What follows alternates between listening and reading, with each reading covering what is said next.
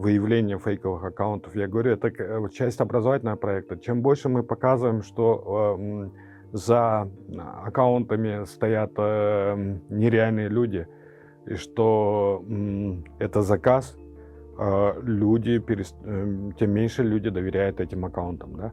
Потому что позволять фейкам комментировать свои новости, свои материалы, это в первую очередь неуважение к своим читателям. Потрясающий кейс 2020 года, когда из маленькой идеи, из хобби, да, определенного, все вылилось в такое международное расследование и решение социальной сети Facebook где-то там, на другой стороне земного шара, что их надо блокировать и уничтожать.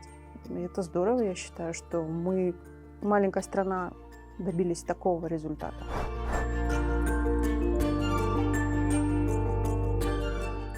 Фейки, анонимные аккаунты, они представляют собой угрозу в том, что фактически люди, заходя на какую-то дискуссию, видят извращенную такую картину общественного мнения, потому что за фейковыми аккаунтами стоят, скажем, подкупленные журналисты, подкупленные СММщики и другие, которые выполняют заказ политических сил. Да?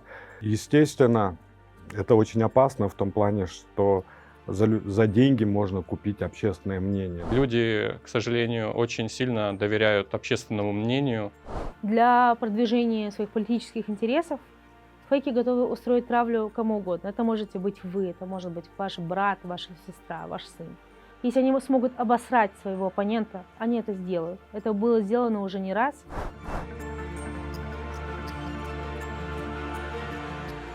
Мы несколько выпусков про фабрику троллей Садыра Джапарова выпускали, да. На самом деле у Садыра Джапарова немножко иная тактика, чем у других политиков, да. У них координирование по большей части своих сторонников, да. Их сторонники Садыра Джапарова ведут себя не лучше, чем фейковые аккаунты других политиков. Дело в том, что они чувствуют ту же безответственность. Они никакой особо смысловой посыл не несут.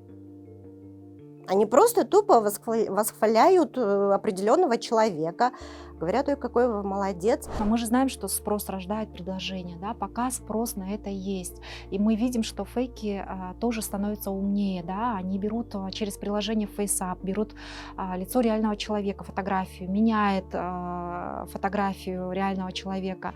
Они пытаются вести себя как реальные пользователи, там, дружить с реальными людьми.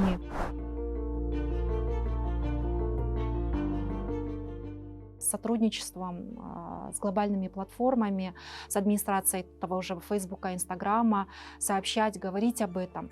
Элементарно, года 3 тому назад слово «фейк» было не так распространено среди людей, да, и многие не знали, что это такое. А сейчас уже силами гражданского сообщества, силами журналистов, фактчекеров нам удалось донести эту информацию, что информация может быть и фейковая, то есть ложная она может быть. Единственное, что может помочь обычным людям, это доверять проверенным ресурсам. Я затрачиваю только время, я не затрачиваю деньги, создавая базы и удаляя фейки. Они затрачивают деньги. Я надеюсь, что рано или поздно им это надоест.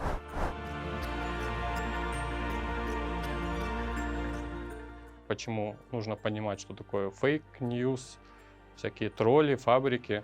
Это то, что искажается картина реальности. Нужно развить медиаграмотность, нужно научить людей различать фейков от нефейков. И надо это начинать уже со школы, потому что школьники, сами знаете, да, с 10-9 лет у них уже сотовые, они уже в соцсетях. Учиться, бороться с ними можно через выявление их, то есть знать инструменты, как их можно выявлять. Нам нужно быть смелыми и говорить об этом, и бороться с этим в открытую. Да. Когда общество выработает иммунитет, фейки и тролли не будут иметь того действия, и в принципе они вымрут сами, потому что необходимости в этом не будет, эффективности не будет.